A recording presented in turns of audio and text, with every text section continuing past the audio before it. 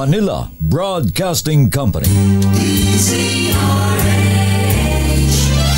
DZRH, member, kapisanan ng mga broadcaster ng Pilipinas. Oras, Bishop Joel Porlares, alas 8:10. Programang nakikinig, programang inaalam ang masasabi mo, programang magbibigay ng tama at totoo para tama ang alam mo. Tara, usap tayo para malaman ang Damdaming Bayan. Live sa DZRH Radio, DZRH TV at DZRH Digital. DZRH Damdaming Bayan. Kasama sina Lakay Deo Macalma at Sister L. Elaine Apit. DZRH Damdaming Bayan. Our conversations centered on ways to maximize the enhanced status of relations between our two countries, including on defense, maritime cooperation, non-traditional security concerns, trade and investment, development cooperation, multilateral collaboration, and people-to-people linkages. Defense and security remains a key area of cooperation between the Philippines and of Australia. We look forward to amplifying our joint activities and the capacity-building efforts in this regard. On economic cooperation, we anticipate greater bilateral economic cooperation that will allow us to withstand shocks, to be resilient against economic coercion. We underscored the importance of a mutually beneficial economic relationship that will support our effort in building economic resilience and in achieving inclusive economic growth. In the same vein, we acknowledge the role of our long-standing people-to-people ties that support and inspire our efforts for closer Philippine-Australia relations. In my meeting with Prime Minister Albanese, we explored ways to maximize the strengths and opportunities from our strategic partnership. Our discussions on trade, investment, and security shall inform the next steps in implementing and achieving the enhanced cooperation outlined under the framework of our strategic partnership. Damdaming Bayan. Naimbag nga bigat mo, Apo Pangulo BBM. Welcome back, Mr. President, ha? Did you bring the missile? Missile tuloy. Kangaroo from Australia. Ayan. Anong oras ba nakabalik ang Pangulong Marcos kahapon? Alas 6 ba ng hapon? Ayan. Welcome back, Mr. President. At ang maganda po rito mahabigan ni may kasundo ang pinirmahan, sinaksihan ng Pangulong Marcos at siyempre sana may kinalaman ito sa ating siyempre sa una, security at sa ating mga investment negosyo ba? Pinalakpakan ng Pangulong Marcos dun sa Parliament ng Australia, ha? Ayan. At meron ding ng asar. Meron din isang pasaway doon, ano, ha? Pero ang ganda ng barang mo, Mr. President, ha? Gusot mayaman ba yan? Galing, ayan. So, welcome back. At sana nga ay maging magbunga ng maganda ang iyong biyahe, state visit. Ayan, state visit po yan, ha? Walang gastos ng gobyerno pag sinabing state visit po, mahabigan. Lahat ng pamasahe, accommodation, sagot yan ng host country, ang bansang Australia. Ayan. Welcome back. Naimbang bigat, Apo Pangulo BBM.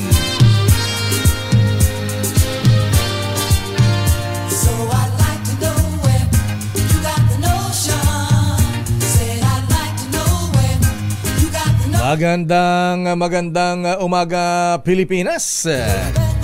Abay, thank God it's Friday. Abay, Biyernes po mga kuya, mga ating chill lang po tayo, ha? Diba, GM Mel Robles? Abay, chill lang, ha?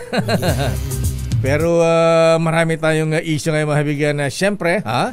Una, yung ngayon po ang unang araw ng Fire Prevention Month. Ingat po tayo, ha?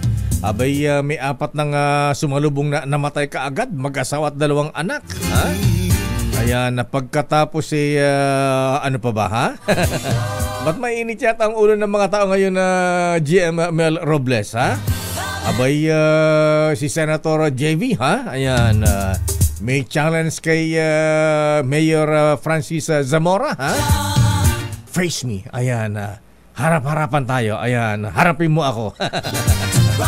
Ayan, dadaanin natin sa race sa bike, motorsiklo o basketball. Sandali lamang para sa mga tumataya po ng Lotto Mahabingan. Alam po nyo, naging viral pala kahapon yung nangyaring glitch po sa isang live draw noong Martes, ha?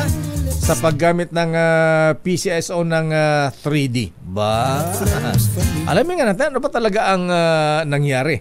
Nasa ating linya si General Manager Mel Robles. GM Mel Robles, sir, magandang umaga po sa inyo.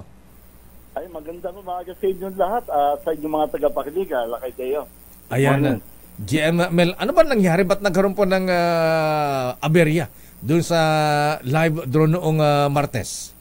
Well, unang-una, yan po ang bunga ng nakikita nating lahat ng transparency. Live po yung draw na yon at yun po ay mechanical problem na nangyari sa ating draw machine. At while bihirang-bihira naman po mangyari yan, kami naman po ay nakahanda dyan yung ating ISO Certified Management Protocol. Yun po ay anong gagawin natin kapag may nangyaring ganyan in the remote possibility. At naipatupad naman natin yan sa harap din ng mga witnesses at sa lahat ng video cams na nakatutok doon. Ito po ay ginawa in the full transparency sapagkat machine po ito eh. So there will definitely come a time na magkakaroon ng problema ito, although very, very rare po. At na-implement natin, napalitan natin yung machines at itinuloy po yung draw. Kasama po yan sa paghahanda natin just in case na mayroong mga pangyayaring ganito na mga gaganap. Bakit na nagka-aberya, GM, sir? Pangit ba yung machine? Second hand ba yan? Saan ba gawa yan? Hindi naman po. Well, hindi natin masabi kasi meron ganyang pangyayari pero nag-inquire na rin ako kung anong status din ng mga replenishment namin ng machines. Ongoing na po ang procurement namin for the brand new draw machines, no? So, ano naman yan hindi natin masabi yan, although we are doing all the precautions, may pre-draw test, no? May testing yan. Kailangan lang talaga, meron talagang mga pangyayari hindi natin maiwasan. Actually, ang nangyari doon, yung pag-capture, hindi niya na-complete yung capsule, bumagsak uli. Instead na makip niya, yung contraption niya na yung bilipad ng bola, yung paghawak niya ng bola na yun, kumalas po yun at bumagsak uli. Pag ganun po, palit po kagad ng machine. And in front, kaya nga po meron tayong mga witnesses para sa mga pangyayaring ito in full view of the cameras. No? Dahil talaga po namang kailangan mabantayan ito. And while very rare, sabi ko, the last was 2018 po, may nangyaring ganyan. Yan po yung natin, yung mga, ang importante, sabi ko nga, we have enough protocols and safety net para ma-ensure ang integrity ng laro. So, paano nga ginawa na nagka-aberya, GM Mel Robles, sir? Inulit ba yung draw? Kahit pinalitan natin yung machine, no? Pinalitan natin yung meron tayong reserve machines na ready para ituloy yung draw na yun. Yung mga nabunot, hindi na po babaguhin yun. Yung completed na bola, yun na lang po kung saan nagka-aberya, yun na lang po ang ito-draw. Ayan, 6 po yung binobola na numero yung... Tatlo lang po ito, 3D lang po ito. Ganun ba? Ang mga game po natin may 2D, 3D, at 4D and 6D. Yan din po yung ginagamit ng mga nakikidraw sa mga probinsya. Pasensya na lang sa mga nakikidraw. Mabuti pala, GM, at 3D draw pala ito. Kung yung mga jackpot price na malalaki, baka lalong, baka sabihin na iba, baka sabihin inaayos yan. Naman talaga, it's really something na nangyayari sa mechanical. No? At tama ka, yung mali siya kasi hindi naman natin maalis yan. Ang importante, handa lang tayo paliwanag kung ano talaga ang nangyari. Ayan. So, walang dapat ikabahala yung mga tumatay sa Lotto, GM, sir? Ay, wala naman po. At matutuwa ka naman dahil yung talagang tumataya. Hindi po yung nag-distract. Dahil sabi ko, mechanical yan no? So may wear and tear tayo. Ang tao may wear and tear. Totoo yan. Makina rin po magkakaroon. Ayan, speaking of wear and tear, baka sabihin ng mga tao, ba kulang sa maintenance, kulang sa change oil, kulang sa tune-up. Well, ayaw po natin mangyari yan, pero sa kasabang pala, things happen at the other control. Pero we assure you na we are also procuring brand new drone machine. Ayan. Ngayong araw ng Biyernes, ano ba ang malaking draw? Magkano ba ang jackpot price natin ngayon na GM? Dalawa lang ang yung draw. Meron isang malaki. Yung 100 million plus. Sorry, hindi ko memorize dahil marami hong game ito Sa araw-araw kasi.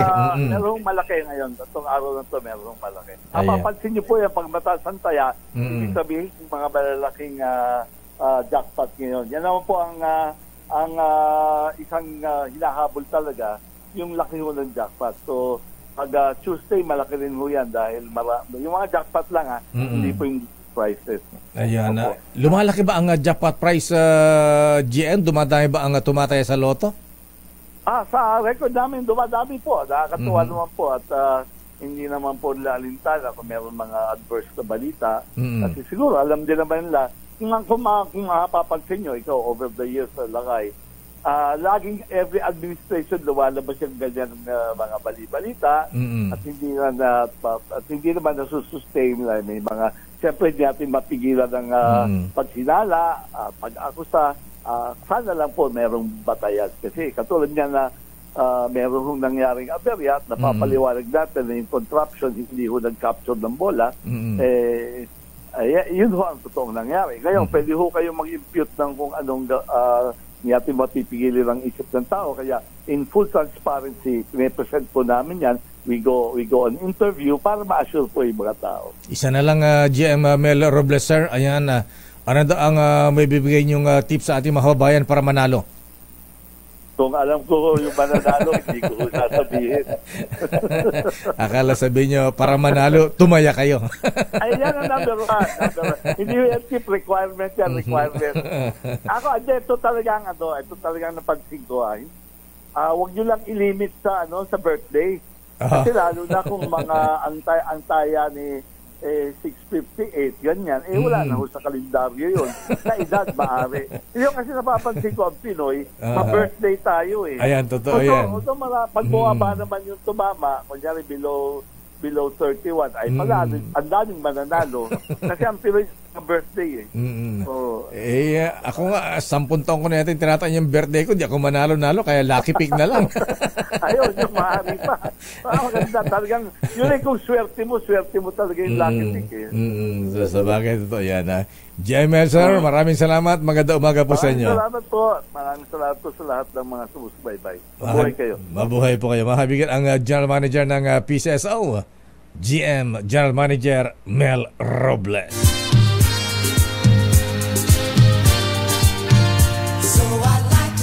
At siyempre, ang kailangan lang sa PSO Mahabigan, kung di man kayo manalo, ayan, para na rin kayong nakatulong. Actually, nakatulong na rin kayo, ha?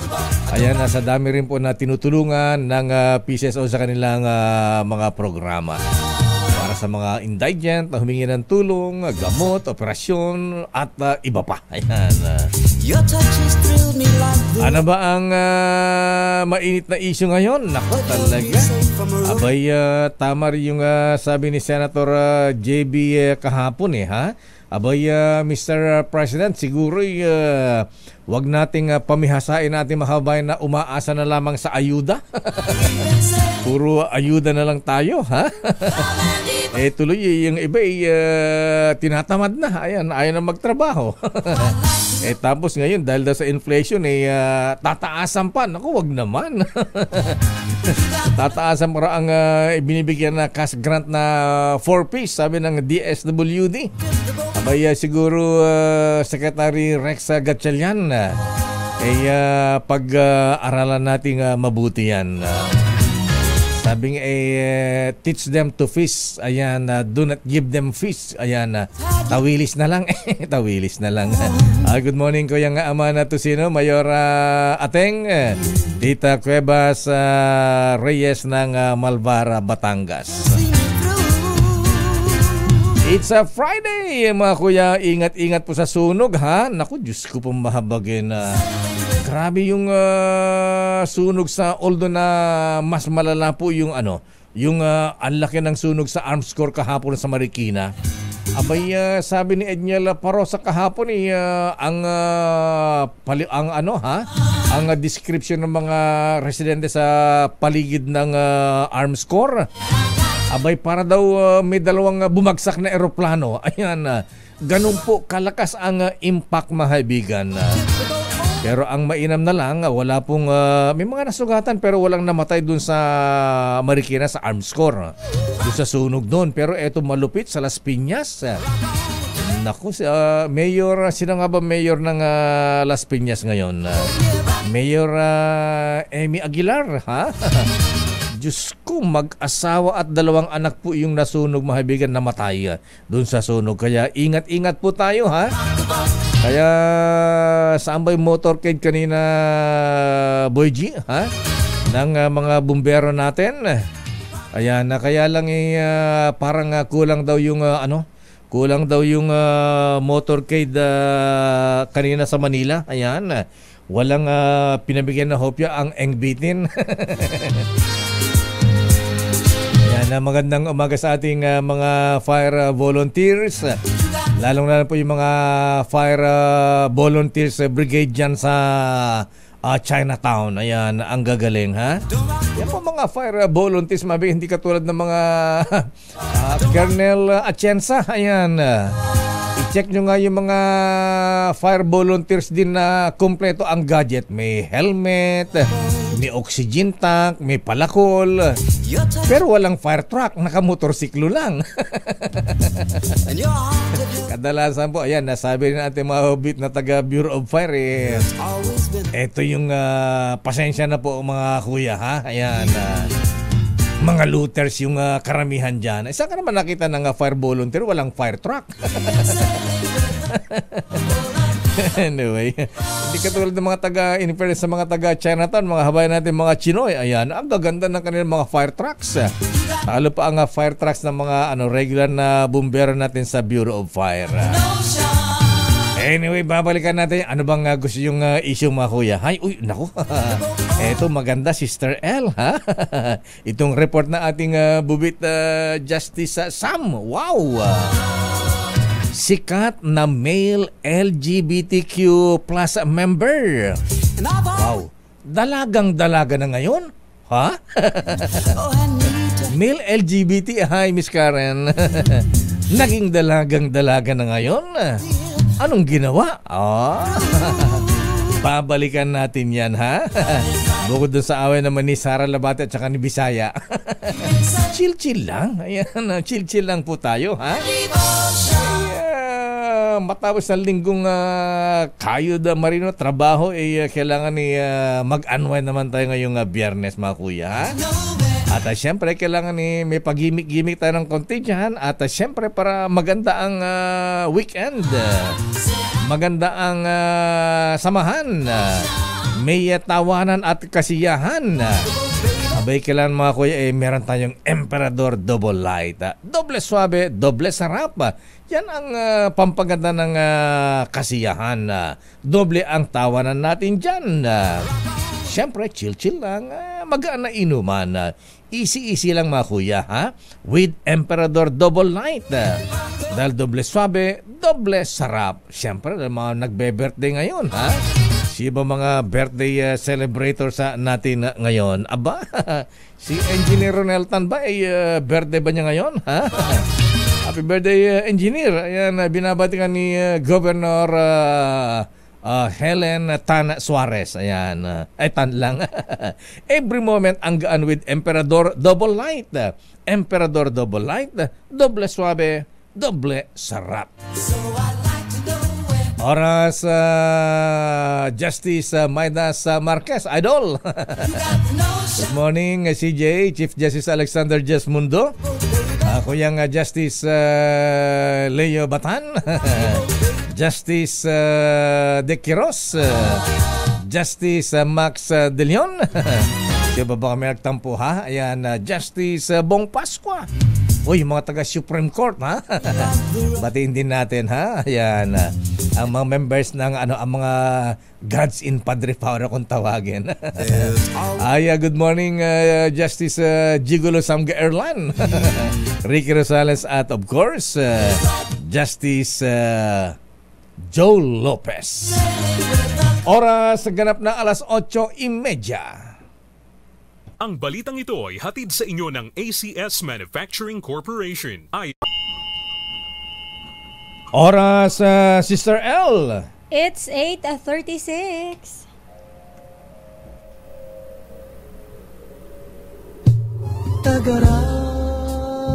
Kainit.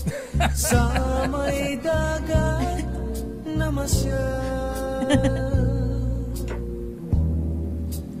at pagdilim sa may baybay humimla.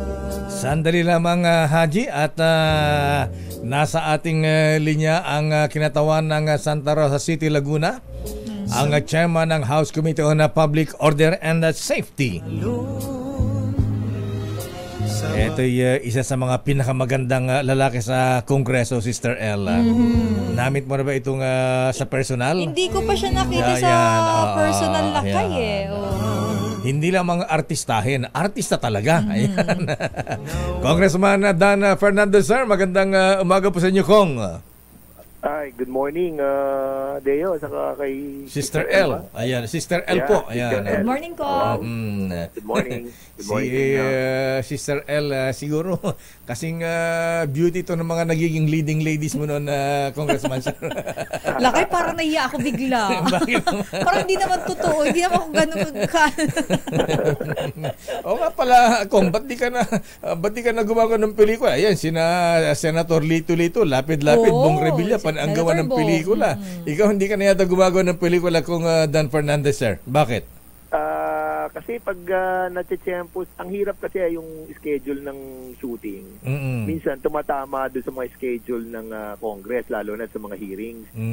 So, minsan ako-compromise yung yung decision mo kung saan ka pupunta. So, sabi ko, saka na muna siguro kapag yung halimbawa break, doon lang. Pero pag may session, parang yung hirap magdesisyon sometimes. Especially now that chairman ka ng isang committee, lalo na to public order, public order and safety. Ang hirap. Ayaw natin makompromise yung gano'n. Every week nag-hearing kasi ako.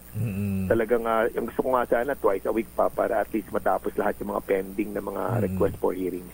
Di ba pwedeng tuwing gabi lang ang shooting?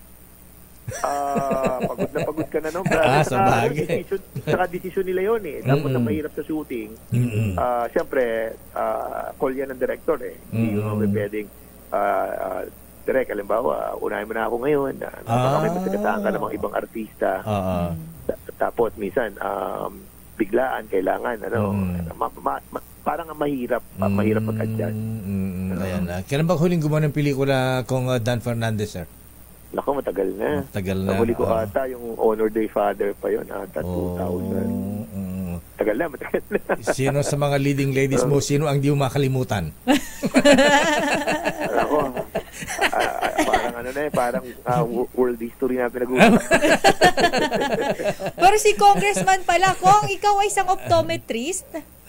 Yes, oo. Galing, kaya pala may eyes sa beauty. Gusto ko talaga na-connect ko pa rin talaga doon lakay Anyway, kung Dan Fernandez, sir, kaya po namin kayo tinawagan, nagpatawag po kayo ng investigasyon sa Kongreso. Ayan, itong issue ng 300,000 excess COVID-19 death. Anong ibig sabihin itong excess COVID death, Congressman, sir? Ito ba ay hindi na i-report bukod sa mga reported na mga namatay noong pandemya? Hindi yan yung dahil namatay siya sa COVID-19 per se, yung sa disease. Hindi.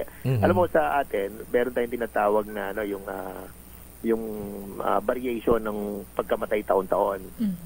Mula noong taon 2000, ang namamatay sa atin, halimbawa may namatay na 600,000 deaths, 650,000 sa susunod na taon, susunod na taon, halimbawa 700,000. Nagbabari lang yung pagtaas ng namamatay sa atin sa buong Pilipinas ng 2 to 5%. So, ibig sabihin, ganun lang ang taas ng pagkamatay natin, 50, 100. Pero nung dumating ng 2021, tumaas siya ng 43%, naging almost 300,000 ang namatay sa atin. Wow. Wala naman tayong naging gera, wala namang mga calamities na magbubugso ng kamatayan. Ito yung patapos na ang pandemic, di po ba, Congressman? Noong 2021 yan, kasabay ng rollout ng vaccine, pumasok yung vaccine. Nung pumasok yung vaccine, okay. Maraming mga tao ang biglang namatay, healthy sila, biglang nagkaroon ng heart attack, tapos nagkaroon ng myocarditis. At doon sa hearing namin, sinabi nga ng SOCO sa PNP, yung kanilang inautopsy, pagbukas nila ng puso ng bata na namatay, mga 12 years old wala naman siyang healthy naman siya. Oo, biglang namatay. So yung magulang, pina-autopsy nila yung anak nila. At nakita nila yung puso niya inflamed. Mayroon siyang myocarditis. Ang naging cause talaga, according to them, yung vaccine na pumunta doon sa puso niya. Wow. So in other words, yung naging tema ng investigation namin, bakit merong ganitong sobrang namatay na hindi rin na ma-explain? Ang sinasabi nila dahil natural death daw yun, gano'n ang sinasabi ng ating mga eksperto sa DOH. Pero kung papansinin mo, sa buong mundo, 14.9 million ang namatay na may excess deaths din. Ang ibig sabihin ng excess deaths, ito yung mga sobrang namatay na hindi mo maipaliwanag bakit sila namatay. Yung totoong dahilan. Kasi kung tignan mo ang graphing, ang data, syempre, taon-taon yan, makikita mo yung birth, makikita mo yung deaths. Usually, ganun lang talaga yung graph niya. Hindi siya yung biglang, boom, tataas siya ng ganun. Pero noong 2021, kasabay ng rollout ng vaccine, pumalo yung excess death. So, ibig sabihin, ang tanong nga, ang aming tinatanong, may kinalaman ba yun doon sa vaccine na itinurok sa atin? Ngayon, kung titingnan mo ang lahat ng mga data at ng mga stories and studies, makikita mo talaga that yung ating vaccine na tinurok is not safe and effective during that time because it was a experimental during that time. Hindi pa siya safe and effective dahil nasa phase 3 and phase 4 pa lamang siya during that time. Ang mga vaccine kasi, alam naman natin yan, bago naman yan iturok sa atin, aabot ng ilang years bago iturok sa tao, di ba? Pero because of that COVID and fear that we had during that time, lahat tayo napapasok. Doon sa batas na ginawa namin, na Republic Act 11525, there's no such thing as mandatory vaccination. Wala ring lockdowns. Wala ding issuance ng face mask. So in other words, naapektuhan yung ating pong human rights also ng ating mga tao dahil we were forced to have a vaccination because of this mga resolution that the IATF had issued. Like for example, pagpupunta ka ng trabaho, hindi ka pwedeng pumasok sa trabaho pag hindi ka vaccinated. So kailangan magpa-vaccine ka. So you have the right naman talaga to get vaccinated, but you have also the right not to be vaccinated. Kasi it's your health Malusugan mo yun Ang problem, doon sa resolution that was issued by the government, by the IATF, we were forced to do that. So ngayon, yun yung tinatanong natin sa hearing. Were there violation of Republic Act 11525 which we ratified in relation doon sa mga resolution that was issued by the government? Kaya, in other words, yung 300,000 na tao na namatay sa atin, hindi lang tayo, kundi buong mundo meron. Kaya, even other parliaments are now asking, bakit ang dami kahit tingnan mo sa mga YouTube, sa lahat, bakit nagtatanong sila sa Australia, sa New Zealand, sa United Kingdom, sa Amerika, sila Senator Johnson, si Congressman Green, tinatanong nila bakit may sobrang namatay tayo. Milyon ang kanila. Sa kanila, milyon ang excess deaths nila eh. So, kasabay din ng rollout ng vaccine. So, ang tanong dito kaya nagwo-worry tayo kasi nga, doon sa hearing lumabas, yung representative natin sa WHO, baligtad pala. Ang WHO pala ang may representative sa atin. Wala tayong representative sa WHO. Yung nanditong representative nila is hindi Pilipino. So paano tayo maire-represent doon sa WHO, doon sa mga pangangailangan at yung need ng ating ng ating bansa? Kung ang bibigyan natin ng atensyon ay yung pangangailangan ng WHO. Kasi alam mo, ang totoo lang Deo, saka Sister El, no? Opo. Ang nangyari kasi sa atin dito ngayon, may kino-question kaming mga congressman. Pagdating kasi ng 2024, iraratify na nila yung amendment sa International Health Regulation. Yung International Health Regulation, yun yung pinaka-international na batas natin na nagigiya sa atin sa health protocol. Ngayon dati, hindi siya binding. Kumbaga, parang gine-guide lang nila tayo ng WHO. Ngayon hindi. Pagdating ng May 2024, i-ratify nila yon. Binded na tayo sa kanila kapag sinabi nila na may pandemic na. Pag sinabi nila na ito na ang vaccine na kailangan iturok sa inyo, ito na ang vaccine na ituturok sa atin. And this was not seen by our government official. Kaya medyo nawindang kami dun sa hearing. Kasi kung nangyaring meron 300,000 na namatay, during that time, no? Tapos ngayon, inamend nila yung kanilang international law without our knowledge, even other countries without their knowledge, they want to have a one world health governance na masusunod lamang ay ang WHO. Na kapag in-implement nila yon, sunod tayo. Kaya pansinin mo, lahat sa mundo sumunod. Lahat nag-lockdown. Sinabi ng WHO, lahat face mask. Lahat nag-face mask. Lahat mandatory vaccine. Lahat mandatory vaccine. So sinasabi kung sinasabi nyo ngayon na dapat ang gobyerno huwag sunod-sunuran sa dikta ng WHO, ganun po ba? Yes, dapat may sarili tayong pamantayan. Opo. Kasi nga tayo nakakaalam ng problema natin dito. Ang problema, sinunod lahat nila in violation of Republic Act 11525 that we ratified. Yun ang sinasabi namin doon sa amin na pag tinignan mo yung batas na ginawa namin, conflict doon sa kanilang resolution na inutos sa kanila ng WHO. Ngayon, papasok tayo doon sa tinatawag na binded na tayo sa lahat ng desisyon nila. Di lalo tayong todas. Pag sinabi nila itong vaccine ituturok sa atin, mandatory uli.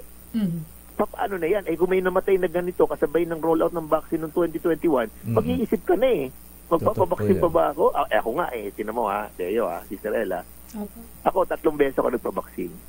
3 beses ako nagka-COVID. Anong sense nung tinurok sa akin? Anong sense nung tinurok sa akin kung mahahawa din naman pala ako? At yung mga kasamahan ko sa bahay, nahawa ko din. So ibig sabihin, wala sense yung tinurok sa akin. Naghihina pa ako. At saka isa pa, may mga hindi nagpabakuna na hindi tinamaan ng COVID, Yes. Marami. Mas malakas pa yung kanilang immune system. Ang problem dun sa tinurok sa atin na tinatawag na synthetic, yung mRNA, kasi yung ating vaccine synthetic na yun hindi na yung tunay na virus kumbaga ginaya na lang nila So yun yung naandun pa hanggang ngayon sa katawan natin. Wow. Hanggang ngayon naapektuhan natin, nakikita natin marami pa ring excess death na hindi maintindihan, lumalaki puso, masakit ang nagkaka-heat, nagkakaroon ng stroke, lahat. Alam mo, sa totoo lang, ang haba nitong ginawa kong research dito. At nakita ko yung nangyayaring pattern sa atin, ganun din nangyayari sa ibang bansa. At ang mabigat sa atin, yung excess deaths, hindi lamang sa NCR, hindi lamang sa Region 4, sa buong region, sa buong Pilipinas, halos ang katapat ng pagtaas ng namatay, ng sobrang namatay noong 2021, kasabay ng rollout ng vaccine. Okay. So kung Dan Fernandez, sa ganitong resulta ninyong pag-aaral, so ano ang nais niyong gawin ngayon sa Kongreso, sir? Kasama itong si Congressman Jonathan Kate Flores. Yes, oo. Ang nais lang natin doon, kailangan natin ma-justify kasi ang daming tumatawag sa akin, ang daming nag-i-email, ang daming sumusulat doon sa mga vaccine injured. Kumbaga, alam nila na yung vaccine yung nagkaroon ng sa kanila, na, yun yung nagbigay ng problema sa kanila. Meron nga kami na interview doon na nag-testify na nabulag yung kanyang mata after vaccination. Wow. And totally, nawala na siya ng paningin yung kaliwang mata niya.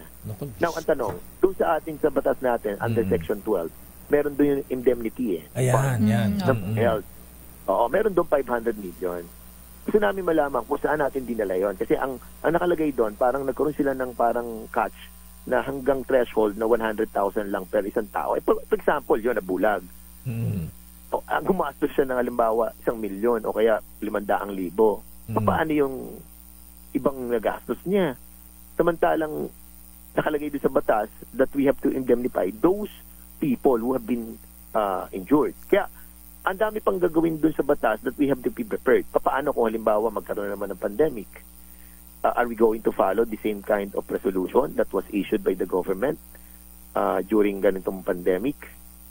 So, masalimuot tong hearing na to because this is in preparation. Kasi, alam mo, meron pang dyan matatawa ka, meron pang mga tinatawag na conspiracy theory sila Ayan, kasi sa Amerika nga daw, tuwing mag-e-election, nagkakaroon ng lockdown.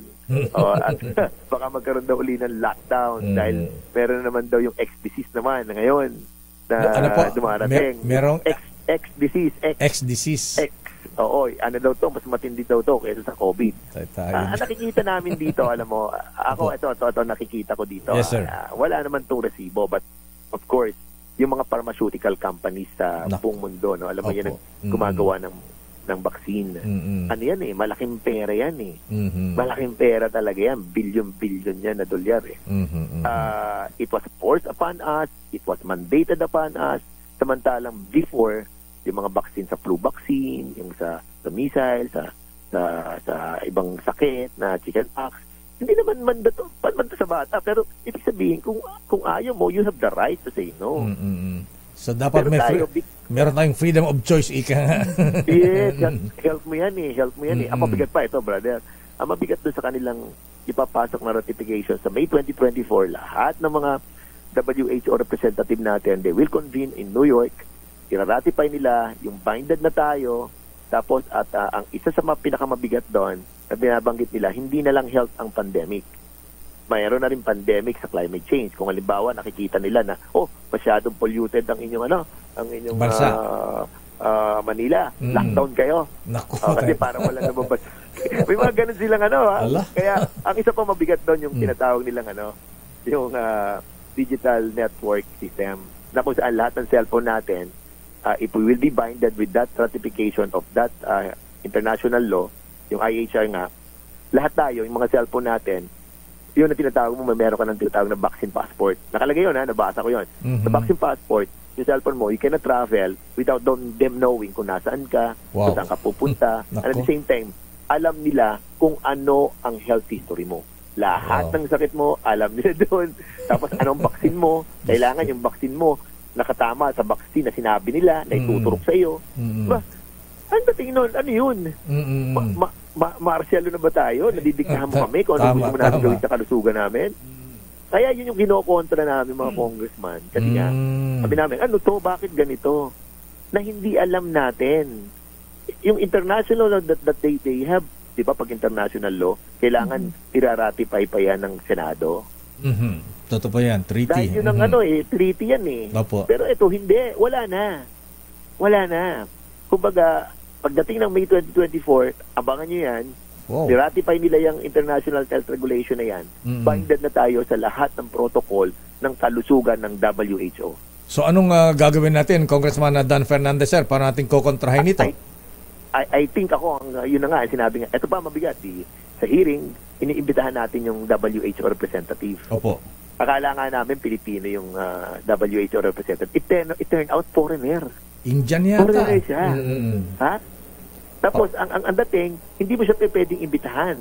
Because according sa Article 66, 67, and 68 ng WHO, immune sila. in any inquiry. Ala? Yes. May Hindi mo sila immunity. May maimbitahan. immunity. May immunity sila. Kaya nga sabi namin, paano natin malalaman kung ano yung mga aaprubahan nila dun sa WHO pagdating ng May 2024? Hindi natin maiintindihan yan. Wow. Hindi nga alam ng mga congressman, kabilang sa public order, yung ibang mga senator, hindi din alam. Baka nga hindi alam ng presidente. Even yung ano Totoo nga. po yan.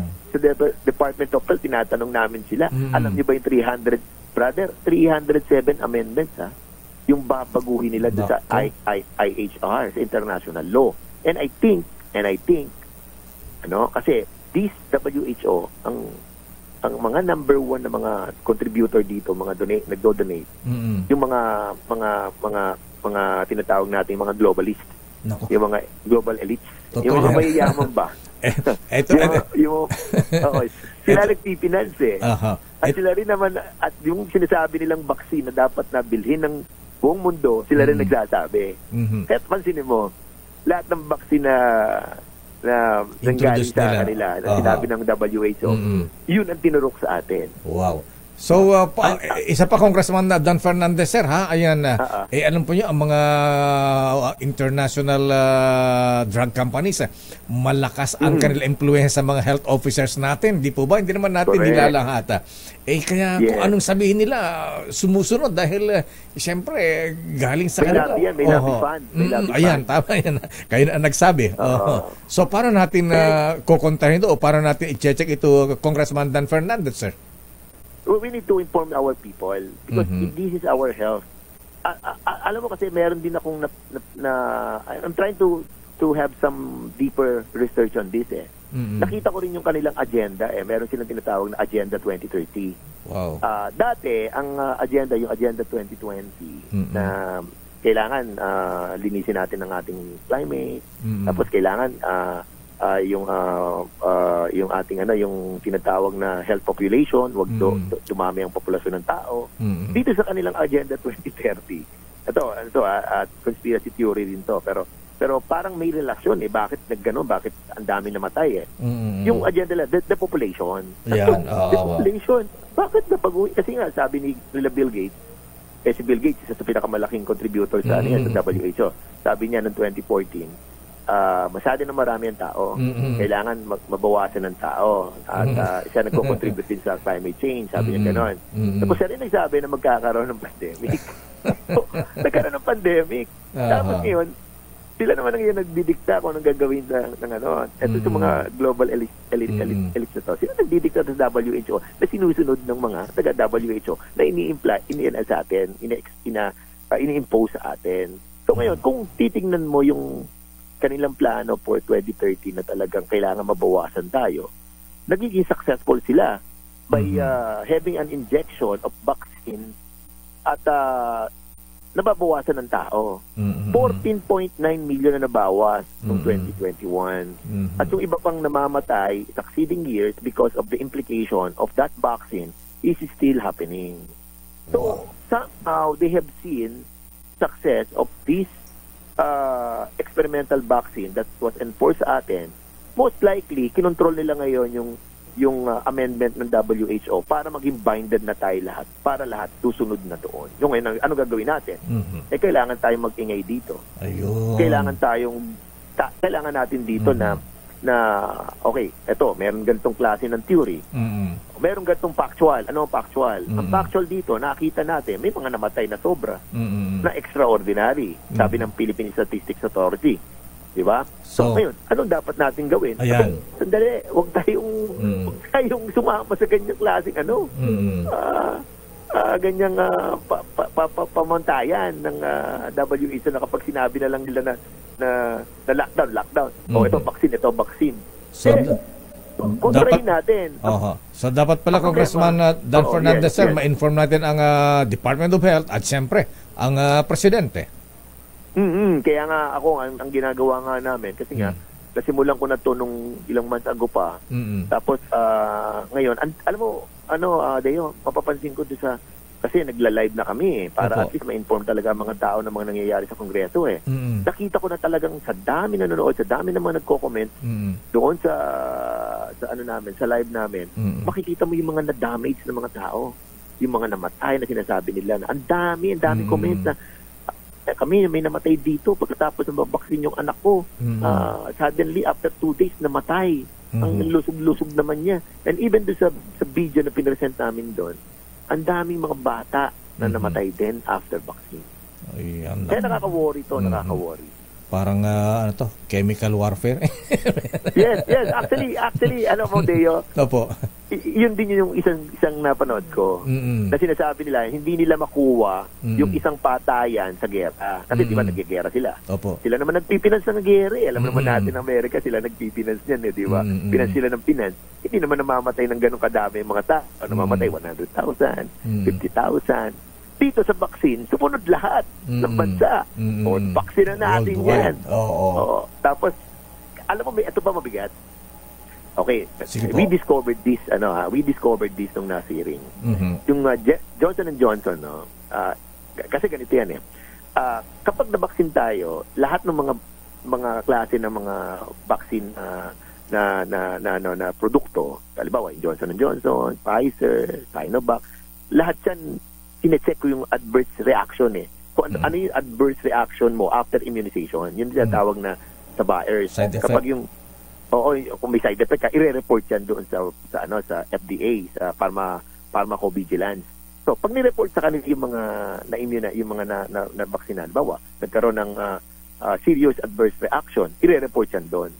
Ito, ang daming nag-report na almost 10,000 sa pharmacovigilance. At merong mga namatay doon sa mga nireport. Ito mabigat isang nireport ng FDA doon sa buyers o yung vaccine yung tinatawag na ano din, yung magre-report ka rin kapag merong reaction sa Amerika. Lumalabas doon isang produkto na yung tinatawag kasi pag nagpapadala sila dito, halimbawa 3.5 million yung pinadala nilang vaccine. Meron silang mga lots ang tinatawag doon yung hot lots. Ibig sabihin ng hot lots, yung grupo-grupo ng vaccine, yung isang grupo ng vaccine na pinadala sa atin, ang katumbas na namatay doon sa atin, halos pareho. Ibig sabihin, meron nakapaloob doon sa pinadala sa atin na toxic na isaksak sa atin. So, okay, ang tanong ko pare, ganito na naman meron pang relasyon yan doon sa intention ng mga nagpadala ng mga vaccine. So, you will try to think about it Ako, ang pinagbabasihan ko na lang hindi ako basta-basta naniniwala sa mga conspiracy theory Opo. Pero ang pinagbabasihan ko, ilan ba talaga namatay sa atin noong 2021? At makikita mo na 43% above normal. Wow. Doon pa lang, tinignan ko na yan. Sabi ko, ay nako, meron to. Tinignan ko Malaysia, tinignan ko Indonesia, tinignan ko ang Africa, tinignan ko ang Europe. Ganon din sila. Wow. Mexico, India, ang tataas ng excess deaths. Sabi ko, there must be something behind this. And then it was the vaccine that intervened during that time. Hindi naman tayo nagkaroon ng gera at hindi tayo nagkaroon ng international calamity, di ba? So, well, it's magandang pag-aralan Deo sa Stella itong isong to. Thank you very much Kong at least medyo na-educate kami Tsaka Kong maraming nag-agree sa iyo dito sa ating YouTube channel. Anong sabi nila Lakay buti daw na pagtuunan nito ng pansin. Dahil meron daw nagpa-vaccine na maga daw yung mukha tsaka parang lumabo ang mata. Yan. Pareho nung nag-ano sa atin, nagpunta sa Congress. Sa kanya nga nabulag siya, nabulag yung kaliwang mata Wow. Ang dami bro, yung iba nga talagang hindi na makapagtrabaho, nangihina. O nga ako nga sa totoo lang parang after ng vaccine din, parang naramdaman ko parang pumilis ako napagod, yung mga ganun. So you will really never know. Napakagaling. Tama yung salita mo. Tama yung salita mo kanina. But we need confirmation sa chemical biochemical weapon. Dapat bubuti tinututukan niya ito, Congressman. Sana nga ay magkaroon ngayon ng stand at maipaabot sa ating Presidente, DOH Secretary, at nang sa ganoon hintay basta sunod-sunuran sa idinidikta ng World Health Organization. Yes, in fairness naman kay Secretary Herbosa, no? Opo. Nakiki-cooperate siya kasi hindi naman niya time to ni Secretary Herbosa. Kumbaga wala pa siya sa department noon Kaya maganda na talagang ma-coordinate natin kay Secretary Herbosa para masabi kay Presidente. Kung Dr. Dan Fernandez, sir. Ayan. maraming salamat po sa na-educate kami sa mga sinabi po ninyo. Thank you. At Thank you rin. Salamat sa inyo. Ayan, thank you very much. Mabuhay po kayo. Congressman Dan Fernandez, ang kinatawan ng Santa Rosa City, Laguna at chairman ng House Committee on Public Order and Safety. Damdamin Bayan. Tama ka, Sister El. Ang dami nag-react dito, Congressman Dan Fernandez. Ayan, pati itong si Justice Fred Ampuan ng Court of Appeals. Alam mo, kaya nga, pati ako hindi nagpabaksin pero hindi ako na-COVID. Ayan. Alam mo, may mga ganong tao nga lang. Yes. Marami tayong kakilala na hindi sila nagbabaksin pero hindi naman sila kinatamaan ng COVID. Lalay ka pa yung dati kong girlfriend. Roommate ko ngayon. Pharmacist kasi siya, Sister El. Alam niya yung kaya sabi niya, ever since talagang hindi siya nagpabakuna. Hindi nagka-COVID. Kami lahat nagka-COVID, siya lang hindi. Ikaw nagpabaksin ka, di ba? Requirement, kailangan dito sa opisina, sa trabaho, di ba? Tsaka kasi lakay kapag ang naging problema din doon, pag kailangan mo mag-travel, kailangan mo ng vaccine card. Ay, sinabi mo pa. Di ba ako nga lakay, kinailangan ko din magpabaksin. Uwi ka lang ng Bicol. Dahil magta-travel ako. So yun, kinailangan talaga. Ayan. So siguro, butit may mga nanindigan po nga ganyan, ha? Ayan, dapat ituloy niya na kung Dan Fernandez, sir, ha? Baka mamaya mapasabi naman tayo dito sa conspiracy theory. Ayan, maraming sasabi na, yun ang mga makabagong satanas. Damdamin Bayan. At kung problema naman na misis, ang inyong blood sugar, mga kuya, mga lolo, mga lola, ayan, dapat pag-isipan din natin yan, ha? Huwag kayong basta-basta magpapabakuna. Ayan. Kaya yung problema kasi kung government policy, pabakuna kayo. Kung hindi, kaya hindi kayo papasok, hindi kayo papasokin sa trabaho. Wala kang palag. Pero kung ihi kayo ng ihi, mga kuya, uhawin na, puwapayat, at laging gutom ba ang pakiramdam po ninyo, maring diabetes na yan. Pwede mauwi sa sakit sa puso, stroke, kidney failure, at pagkabulag kapag ito ay napabayaan. Kaya dapat mag-regular exercise, proper diet, uminom ng resetang gamot na bigyan ng doktor, at samahan ng Cogent DB+.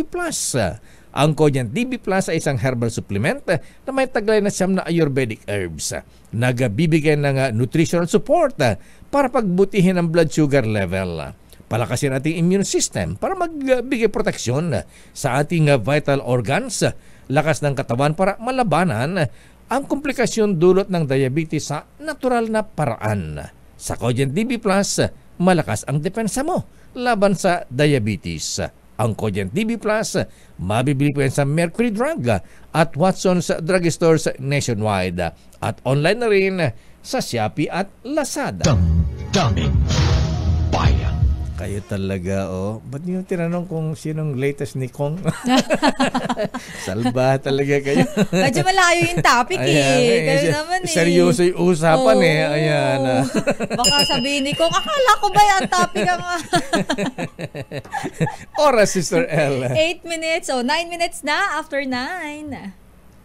Champion, gawang Bayan. Grabe ka, yung commercial mo, monumento hanggang Baklaran na yan, ha? Sabi tuloy na nanonood, ayoko na nga, ayoko na. Huwag naman ganun. Kayo naman. Huwag nyo naman kaming iwan sa ere. Sandali lang. Kadyot lang. Lakay! Anong oras na?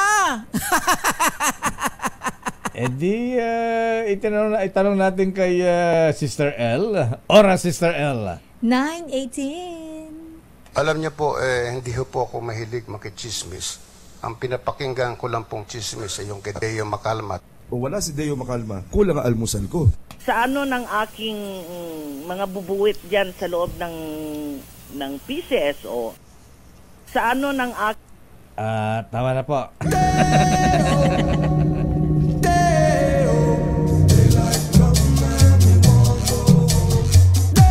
Daming nag-abang dito sa ating special na balita. Ayan, si Kuyang Dado Melegrito. Ayan, si Kuyang Aman Tosino. Oy, Sir Aman thank you grabe. Sinira ng diet. Ganun ba? Ng pagkain. Ang sarap-sarap talaga lakay. Ayan. At ayon na sa ating bubit Sister L, alam mo ba na itong sikat na male LGBTQ plus member ay dalagang-dalaga na ngayon? Dalagang-dalaga na. Okay, dahil?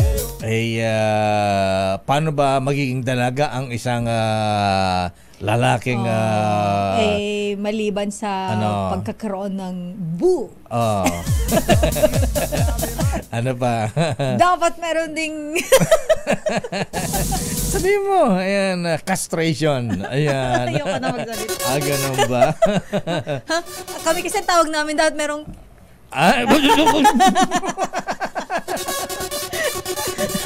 narinig mo ba, lakay? Oo, dinig.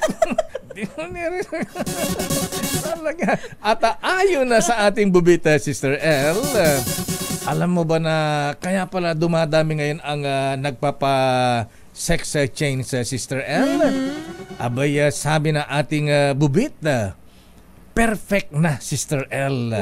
Yes. Na perfect na yung almost perfect na. Ang kulang na lang panganganak. Ayan. Abay, hindi good news yan para sa ating mga LGBTQIA+, lakay. Nagulat nga ako sabi nung ating bubit, Abay, alam mo ba kung sino ang pinakabatang nagpa-sex change? 15 years old. 15? Oo. Sabi ko, saan siya kumuha ng... pinapayagan lakay? Kasi di ba yun? Minor? Ayun nga, saan siya kumuha ng perang ginastos ng ganyan? Kasi sabi ng ating bubit, kalahating milyon daw sa Thailand yan, Sister L. Package na yan. Sa Thailand talaga lakay. Yung pagkaganyan, magaling talaga sila gumawa. Ang sabi nung ating bubit, yung binatilyong yun, binatilya pala. Ayan. Dalagita na siya ngayon. Dalagita na. Suportado ng family. Pamilya pa ang gumastos. Talaga. May mga ganyan talaga lakay. Tanggap talaga kasi nila kung sino ka, susuportahan ka na nila. Which is maganda na ganun kaysa di ba yung iba lakay binubugbog. Ayan. Parang si Morley, nilublum na sa drum. Ayan. Sabi niya, sirena ako. Sirena pa rin. Nako. Baka pagka narinig ni Morley ito, baka pumunta rin ng Thailand ito, ha? Nako, Tita Morley. Gora na. Pero bago natin ituloy, may mahalagang report mula sa Malacanang. Puntahan muna natin lang kayang update. Narciso, ayan, para tapusin mo natin yung report, para tuloy-tuloy na ating special na balita. Dahil napakaganda po ng special na balita nila, kay pang Chill Friday po talaga. Ayan, At para sa mga mga gusto rin, Naku, baka sabi, pinopromote natin. Hindi naman. Hindi kasi lakay, meron tayong mga kababayan na pusong babae talaga na yun talaga yung gusto nila. At yung iba lakay, pinag-iipunan talaga nila yan. Totoo yan. Katulad nga nitong bubit natin. At sabi nga, Sister L, abay, kung saan sila masaya, wala tayong magagawa doon. Oo. Tsaka respeto na lang din, dahil ganun po talaga sila Ayan. Babae sila. Sabi nga ni Mayor Lyson, nag-text siya rito, ha? Ang magsasakang reporter. Yes, sa ating magsasakang reporter. Sabi niya, everything in life is a choice. Di ba, ha? Make a better choice. Choose to be happy in everything you do. Do it with love with the Lord. Basta masaya ka at wala kang hinaapakang tao, go. Kung saan ka masaya, go, go, go. Basta wala kang tama ka, wala kang natatapakan, wala kang naabuso. Ayan. Pero, report muna. Report muna lakay. Si Pangulong Bongbong Marcos, positibo sa mas malakas na relasyon ng Pilipinas at Australia, lalo na sa usapin ng defense and security. Detalye balita mo, RH14, Ms. Leth Narciso. Ms. Leth. Sister Ella Kay, itinuturing ni Pangulong Ferdinand Marcos Jr. ang kanyang pagbisita sa Canberra bilang mahalagang hakbang tungo sa pagkamit ng mga oportunidad at malaking potensyal ng strategic partnership sa pagitan ng Pilipinas at Australia. Sa kanyang arrival statement, positibo ang Pangulo sa lalo pang paglakas ng pagtutulungan ng dalawang bansa, lalo na sa usapin ng defense and security. Muling pinasalamatan ni Pangulong Marcos ng Australia sa patuloy na suporta sa South China Sea. Ayon sa Presidente, ito ang iniangat niya sa kanyang talumpati sa Parliament of Australia kasabay ng paninindigan ng Pilipinas sa pagkakaisa at kapayapaan sa rehiyon. Mahalaga kasi anyang maiparating sa mga mambabatas ng Australia ang kahalagahan na maging tagapagtaguyod ang dalawang bansa ng rules-based international order sa gitna na rin ng komplikadong geopolitics. At bilang parehong maritime nations, sabi ni PBBM, nararapat lang na mayroong access at protektado ang Pilipinas at Australia sa mga likas na yaman gaya ng karagatan. Yang ang tanong ko kanina, Sister El, maritime cooperation, meron ba uwing missile? May pangako ba ang Australia? Alamang alamang ganon o sikreto na lang 'yon? Wala so far, Lakay. Pero ang binanggit kasi diyan partikular, magpapatuloy yung mga maritime cooperative activities. Okay. Ng Australia at Pilipinas. Sige, ng abangan AFP natin. at ng Defense Department nila. Okay. Maraming salamat, Miss Let. At teka, anong schedule ng Pangulong Marcos ngayon? May jet lag pa ba siya? Wala sa ngayon, Lakay. Baka magpapahinga muna dahil lilipad ulit siya sa linggo. Pabalik ng Australia sa Melbourne. Balik, nitong last 2 days, Canberra. Ayan. Canberra, Lakay. Ngayon naman, bilang guest of government sa susunod, sa linggo, ay sa Melbourne naman siya pupunta para sa ASEAN-Australia Dialogue Partnership. Ba't sa Melbourne ay niya sa Sydney? Andun yung opera? Opera House? Sa Melbourne talaga gaganapin yung event, Lakay. Yung Special Summit ng ASEAN-Australia. Canberra pala ang seat of parliament ng Australia? Oo, Lakay. Capital yan ng Australia. Canberra. Akala ko Sydney. Ayan, hindi pala. Ayan. Canberra, Lakay. Canberra. Okay. Si Manang Milky, kung pumunta dyan, parang Quiapo lang. Baligan pala. Oo, kasi nandun yata yung mga kapatid ni Ninang Milky. Yes. Ang Melbourne. Kaya ginagawa niya Quiapo lang yan kay Manang Milky. Okay, maraming salamat, Miss Let. Balik sa inyo, Lakay at Sister L. Damdamin Bayan. Mula sa Malacanang, dumaka naman tayo sa report ni Edniel Parosa. Ang Philippine Red Cross, inihahanda na ang food trucks, welfare teams, katandem ng mga bombero ngayong Fire Prevention Month. RH 52, Edniel Parosa. Edniel. Lakay at Sister L, papartneran ng food trucks at welfare teams ng Philippine Red Cross ang mga truck ng bomberong re-responde sa mga sunog ngayong Fire Prevention Month. Ayon kay PRC Secretary General Dr. Gwen Pang, karaniwang may kasamang tulong pangkalusugan, psychosocial support at food assistance sa mga unit ng ambulansyang inihahanda ng Red Cross sa pinangangambahang pagdami ng mga insidente ng sunog ngayong Marso. Pero maliban sa mga ambulansyang ito ng PRC, inalawak na rekubalo ng Humanitarian Aid Organization ng assets nito na may 14 ng drilling parts, 4 na tanker at isang emergency response unit. Taong nakaraang taon, rumesponde ang PRC sa 279 na sunog, mas mataas ng 16.74% taong 2022. Kaya taong 2024, inaalalahan ni Philippine Red Cross Chairman Vic Gordon ng publiko na alalahanin ng 4 Ps na paghahanda sa mas mainit na panahon. Ito ay ang predict, plan, prepare, practice na magagamit lalo sa mga highly urbanized area gaya ng Metro Manila. Samantala, Lakay at Sister L, galing tayo score kanina sa Marikina, yung sunog kahapon. Batay sa pinakahuling report ng Marikina City Rescue 161, 4 pala ang naitalang sugatan, magtamo ng mga minor injuries matapos ang sunog kahapon ng hapon. Pero isa sa mga ito ay batang nadampian ng mainit na bagay sa kanyang tenga, agad namang narespondihan ng City Health Office. Hanggang ngayong umaga ay wala pa, nagpapatuloy pa rin umano ang investigasyon sa kung anong sani ng nasabing sunog. Para sa kaunawaan sa Pilipinas, ano yun, report mo, gunpowder warehouse yung nasunog. Mga magkano ang damage? Estimate damage na kayo, wala pa akong info from BFP. Pero tama yung binabanggit mo dahil pabuti na nga lang at hindi nadama yung mga yung mga bala. Buti hindi yun yung hindi nyo nadali ng sunog dahil baka mas malaki pa yung damage. Kung yun ang nadali. Pero ang sabi nga nung mga, kasi nagpunta tayo din mismo sa warehouse kanina, ang batay doon sa initial na sinasabi ng mga bantay ay posible nga sa gunpowder area. Nagsimula yung pagsiklab ng apoy. Hence, napakataas ang sunog kahapon at mabilis din namang na-confine dahil sa pag-respond din ng ating mga mga mataas pa lang building yung opisina ng Arms Corps, pabrika ng Arms Corps, Edniel? Hindi lang yung land area niya sa Barangay Fortune, medyo mataas yung land area. Pero yung warehouse, hindi naman mataas yung building. Ano yung building na nakita natin? Yan ba mismo ang opisina nila? Hindi, lakay yung warehouse yan lakay. Warehouse ba? Pero yung apoy, mataas. Siya yung apoy. Kaya mukhang mataas na gusaling na susunog. Dahil kahapon, parang kontin yung nung taas ng apoy. Kaya siguro nagbukang building yung nasusunog. Pero dahil nga,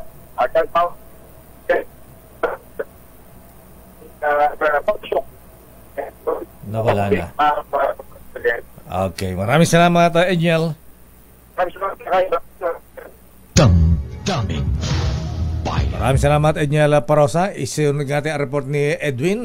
4 na bilyong pisong halaga naman ng smuggled na e-cigarettes. Na-discovery ng customs dyan sa Malabon, Quezon City at Parañaque. Napakadami nito lakay, no? 4 billion pesos na halaga.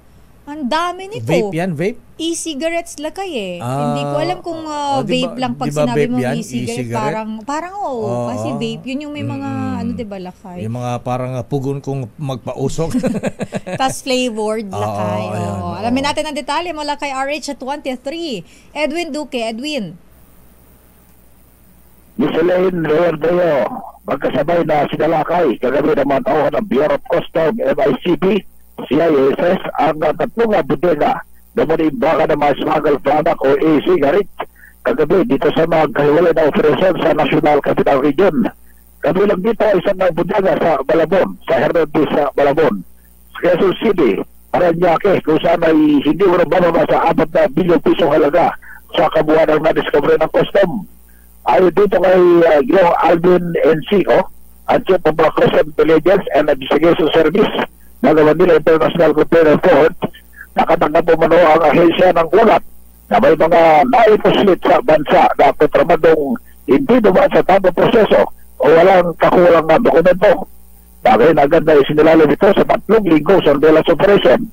Nagpaninseco, karaniwang galing naman sa mga naposlit ay produktong galing sa bansang China.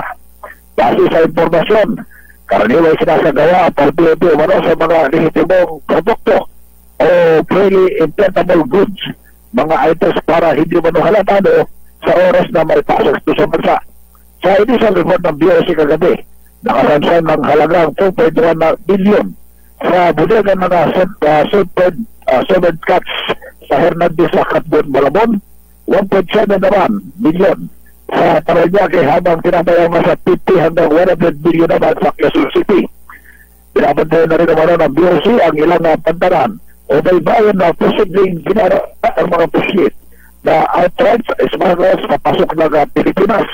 Inibisagan na rin ng otoridad kung sino naman ang mga may-ari ng bodega para malapatan naman ng kaukulang aksyon. Wala pa rin sa kanan sa Pinas, bisa rin sa Kusares 23. Edwin Duque, tuloy-tuloy sa pagbabalita, tuloy-tuloy sa serbisyo, sama-sama tayo, Pilipino. Maraming salamat, RH23, Edwin Duque.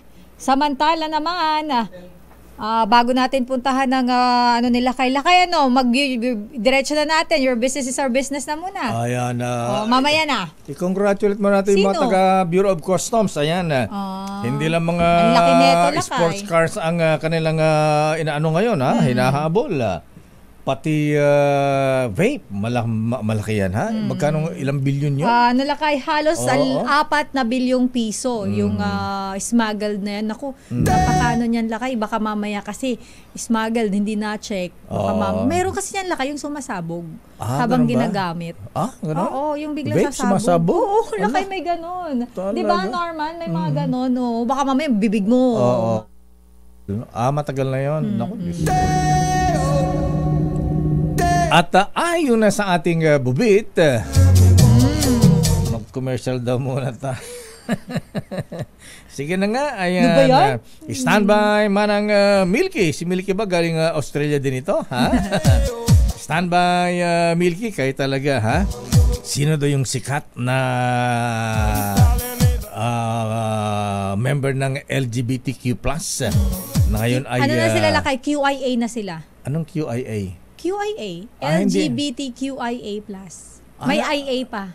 Ano yung IA? Actually, lakay, hindi ko kabisado yung sa sobrang haba na eh. Akala ko intelligence artificial. Ayan kasi LGBTQIA, lesbian, gay, bisexual, transgender, queer, questioning, intersex, or asexual. Ganun yung meaning niya lakay. Ba't may plus pa? Ayan, wala negative. Ano lakay, bakit ganun yung ano eh. Pero yun lakay. Pahaba ng pahaba. Plus is additional. Plus stands for all the other identities not encompassed in the short acronym. Okay. Babalikan natin yan. Standby manang Milky. Oras. Good morning, Bishop Ephraim Pautagana. Ayan. Magandang umaga po sa mga taga Odjongan Romblon. At teka muna, babati mo natin ng baka mag-commercial nga, baka hindi magpainom to ng Emperador Double Light. Sino ba yan, lakay? Ayan, abay mga brethren, mga kuyang, baka di nyo alam birthday ni Kuyang Raji Mendoza ngayon, ha? Ayan, abay Kuyang Raji, alaba tayo dyan. Binabati ni Senator Manny Pacquiao. Happy birthday, Philippine Ambassador to Australia. Her Excellency. Si Manang Helen, hindi pala ito. Si Maria Helen de la Vega. Ayan, binabati ni Colonel Joseph Datora. At happy birthday din kay si Mrs. Little President Bersamin. Manang, naragsaga pa nagkasangay. Happy birthday po. Binabati po ni Apo Lucas at ni Adrian Babyface Bersamin. Happy birthday din kay Kuyang Noble Marco Paulo Taruk. Kay Kuyang Niño Sarte, ayan, mula sa the longest bridge in the Philippines. Abay, meron na palang mahabang tulay, Sister L. Mas mahaba sa San Juanico Bridge. Ano na? Parang outdated ako Kaya nga, kailangan ko pala ng Nagulat ka ako, Merong mas mahaba na sa sa longest bridge. 3.7 kilometers. Wait lang, parang alam ko na yan. Sa Cebu? Hindi. Mas mahaba pa sa Misamis Occidental. Okay. Ayan. Kina Congressman Henry Waminal. Project pa ito ni Kuyang Henry, governor na pala. So bago yan, lakay, dahil ang 2023, ang lumalabas ay yung Cebu-Cordova Link Expressway. Ilang kilometers yan? Ito ay ilang kilometers ba ito? Wala yan, baka 2 kilometers lang yan. Ilang kilometers ba yan, lakay? 3.7. 3.7. Haba nito, ha? Ito, lakay. Hindi. Ano to, lakay? 8.9 kilometers eh. Yan yung sa Cebu? Oo. Malalampasan na yan. Ayan. At happy birthday pa kay Consul to the Republic of Belarus. Ito pala, si Manang Ana Marie Ablan ng Lawag City. Happy birthday, Manang Ana Marie Ablan. Ano ba ito ni Manong Roquito Ablan? Erlan Magaling, happy birthday. At Kuyang Jinggoy, Paguntalan ng Moriones Lads. Of mic ka. Ayan. Batiin ko rin to, nakikinig din daw to sa atin lagi, lakay dyan sa Senado. Ayan, si Bong Franco, Jeff Mantilla, Alex Panganiban, driver daw ito ni Senate Secretary Attorney Renato Bantog Jr. At si Richard Dino, siya lakay isang bone setter ng mga senador at Senate employees. Siya yung mga nag-a-align lakay ng mga buto-buto kapag mali yung posture at iba pang nerve problems. Sino yan? Si Richard Dino. Ayan. Doktor siya. Ay, hindi ko lang sure dito kay Sir Florante Rosales, pero pwede daw siya lakay i-text. Pwede ko bang i-announce to Sir Flor? Ayan, i-announce mo na para makatulong sa bayan. 0928-934-7836. Ayan, 0928-934-7836. Kung kayo po ay mga problema sa buto-buto, maling posture at iba pang nerve problems. Ayan, si Richard Dino. Happy birthday kay Ethan Claire Casillo Urbano mula kay Mar Urbano na Operasyon Tulong. At kay Kuyang Dado, kay Kuyang Jun Kikoy, pakibati na happy birthday si Roberto Madera ng happy birthday mula kay Kuyang Jun Kikoy at kay Noble Captain Boots Soriano. Ayan. tama yung sinasabi ni Congressman Dan Fernandez. Ayan, negosyo kasi yan ng mga big brothers. Oh. Sino mga big brothers Sino yan, mga big ha? brothers na yan. Ayan, at pakibati rin na happy birthday si Tess Santiago. It's her birthday tomorrow. Nakikinig sa ngayon. Sabi ni sino ito? Ayan, happy birthday Mama Tess Santiago. At ganun din happy si Noble Jarjan Anyunevo. Good morning, Noble Mista, ay classmate. At happy birthday din kay happy weekend daw. Sabi ni Vic Lima at si Attorney Vladimir Amir Pelaez Momo. Ayan, at kay Brad, Attorney Norman Bersosa, good morning. At Konsehal Bricks Claudel, pakibati naman ng happy birthday si Andres Bonifacio Lads installation bukas. Congratulations Worshipful Master-elect Renante Peña at gaganapin sa Tejeros Call Camp Aguinaldo, Quezon City. Wow. Congrats mga brethren sa Andres Bonifacio Lads number 199. Aba, dito member si Senator Tito Sen. Ayan, good morning Tito Sen. Oras, Sister L. It's 9:40. Ang balitang ito ay hatid sa inyo ng ACS Manufacturing. Sandali lamang at bago natin tapusin ating special na balita, ayan, papasokin mo natin ang report mula kay Manang Milky, ang COMELEC. Tiniyak ang kahandaan na magdaos ng plebisito sa panukala economic charter change. Kahit isabay pa sa nalalapit na midterm elections. Abay, yan ang pinaka-practical. Kung may plebisito, isabay na sa eleksyon yan para tipid. Aris number 12, sino may sabi yan Manang Milky? Milky, please come in. Lakay at Sister L, muling tiniyak ng Commission on Elections na handa silang magdaos ng plebisito sa panukalang amyenda sa economic provisions ng 1987 Constitution. Ayon kay COMELEC Chairman George Garcia, handa ang komisyon kahit isabay man ito o hindi sa 2025 midterm elections. Ginawan Garcia ang pagtiyak sa kanyang pagbisita sa Kamara kung saan ginaganap ang Register Anywhere program. Sabi ni Garcia, susunod lang sila kung ano ang magiging utos ng Kongreso at kung ano kakakasunduan ng Kamara at Senado sa pagdaraos ng plebisito. Matatandaan, sinabi ni Pangulong Bongbong Marcos, kailangan pag-aralang mabuti ang mungkahing isabay ang plebisito sa 2025 midterm elections. Ipinaliwanag ni Garcia, walang magiging gastos kung pagsasabayin ng plebisito at halalan sa 2025 dahil pahabain lang naman daw ang balota. Saka din namang ihiwalay ito, gagastos ang COMELEC ng 13 billion pesos. Pero tama rin anya ang Pangulo na dapat itong pag-aralang mabuti dahil hindi anya ordinaryong batas lang ang isasalang sa plebisito kundi ang pag-amyenda sa mga economic provisions ng ating saligang batas. Para sa kauna-una sa Pilipinas, DZRH, ako si Milky Regunan. Tuloy-tuloy sa pagbabalita, tuloy-tuloy sa serbisyo, sama-sama tayo, Pilipino. Maraming salamat, Manang Milky.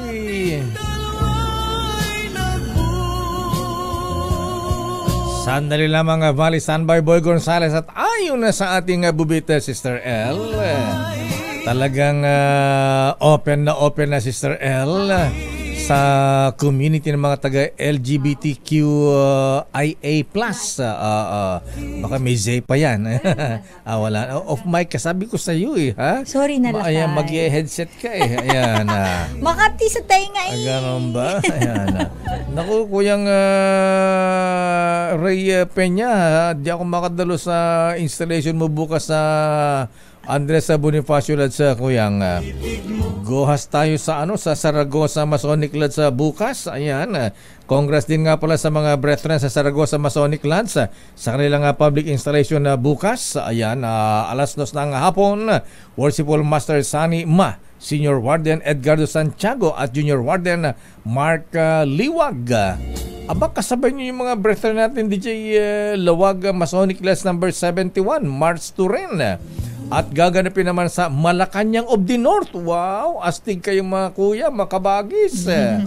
Congrats incoming Worshipful Master Mayor JC Galano ng Paway, Ilocos Norte, Senior Warden Anthony Abadilla, Junior Warden Bong Tapia. Ayan. Pagbati mula kay Kuyang Very Worshipful Joey Soriano. At congrats din sa mga incoming officers ng Lanabal Masonic Lodge. March 6 naman ang kanilang installation. Congrats incoming Worshipful Master Fiscal Rudy Lopez.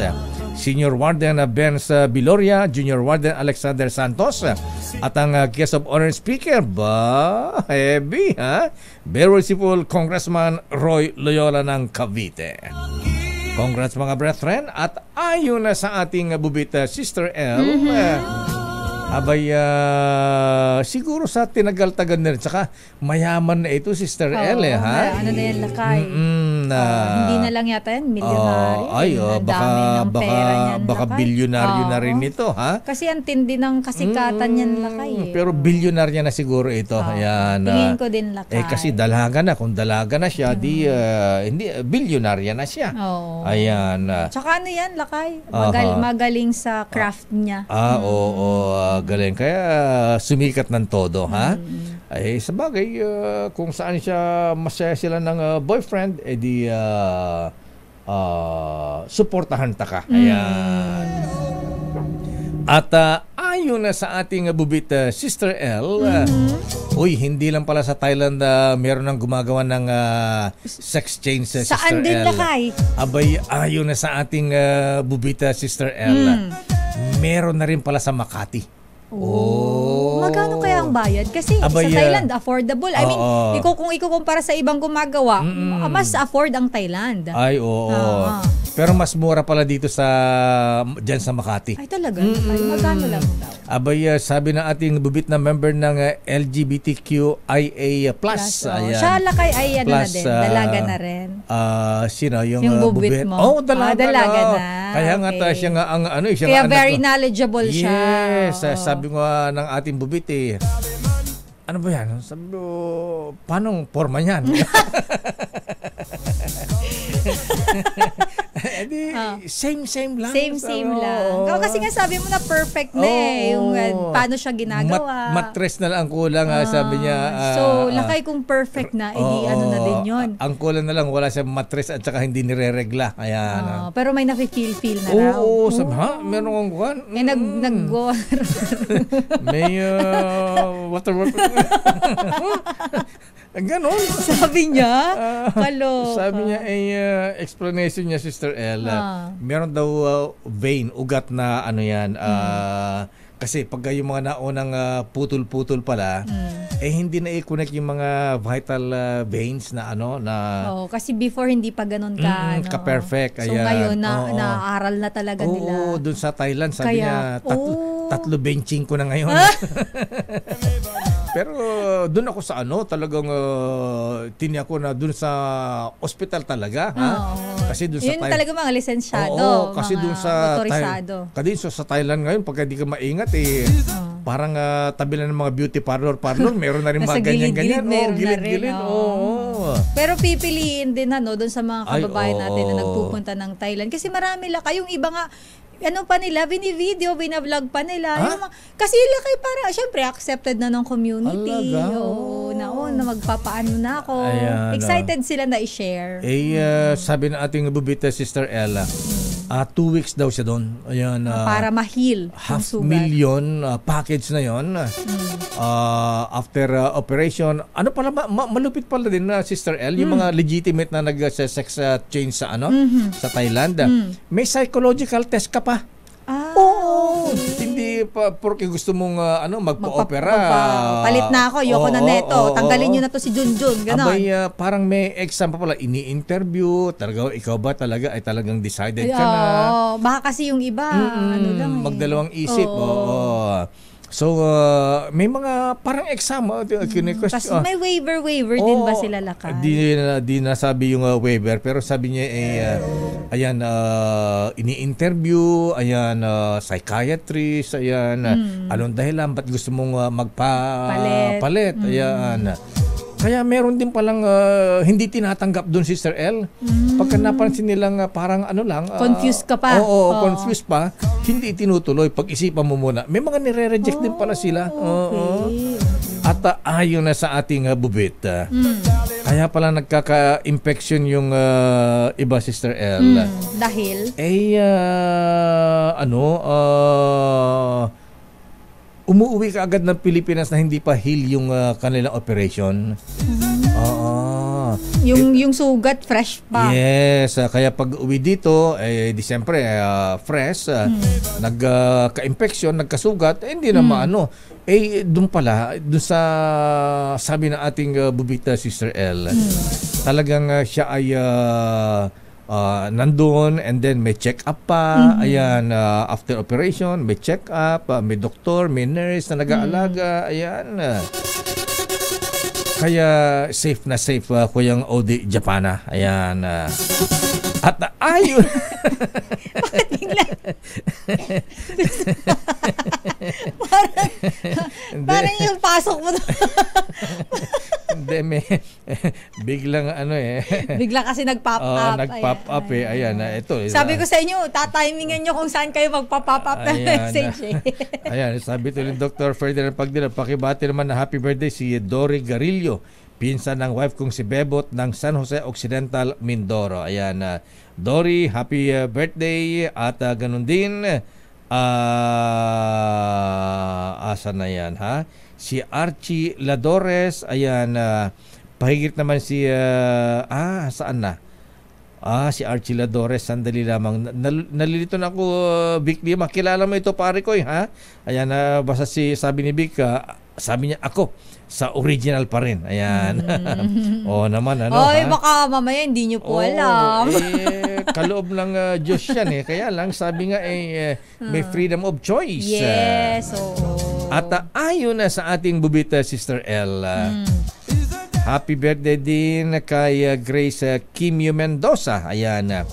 Roommate at ex-girlfriend and loving wife of retired General Francisco June Mendoza, PMA Class 85, Sandiwa Class, ayon kay Atty. Beth Hidalgo. Ikaw din, parang Rex Kayano, magpapaano ka rin, ha? Pabati rin sina June Ruter, Ante, Ronald, nasa Abra de Ilog Port. Nakikinig sila ngayon. Ayan. Maraming salamat ka, Rex Kayanong, ha? Ayan. Kailan ang sultada nyo ni Atong Ang? Ayan. Panayata ang talo ni Atong Ang sa'yo, ha? Ay Noel Medina. At ayon na sa ating bubita, Sister L, dito pala sa, kung wala kayong 500,000, meron din pala sa Makati, Sister L. 300,000 pesos. Mas mura. Mas mura. Ayan. Pero ano daw ang package nito? Okay din ang package. Ayan. Kasi after operation, may clinic siya malapit dyan sa Dusit Hotel. Dusit. Ayan, malapit to sa mall. Ayan. Diyan mo na sa pahinga ka sa Dusit Hotel. Ang pangalan ng doktor, babanggitin ko ba? Kapangalan daw ng taga-Comelec. Kilala mo na yun. Ayan, alam mo na. At ayun pero sino yung ayun, sino yung sikat na nagpapalit? Pansaline yun Teka muna. Excited ako Ito nga, dami nagtatanong. Binibiti mo na sino ba yan? Siyempre, sikat. Ayan. Open na pala, kalat na pala sa LGBTQIA community. Ayan. Usap-usapan pa lang ito Lakay. Okay. Pero mukhang positive. Positive. Ayan. Kasi pinag-iingat na huwag masyadong galaw-galaw. Ayan. Galaw-go pa naman yun. Ayan. Feeling ko. At alam mo ba, Mr. Michael Guy, kung paano ginagawa para hindi magsara? Ayan, di ba pagkasugat, pagka naghihilom yan, nagsasara yan. Ayan.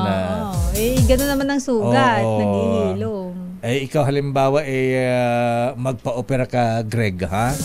How deep is your love? May lalim? May lalim. May Ba lalim talaga pa. lakay?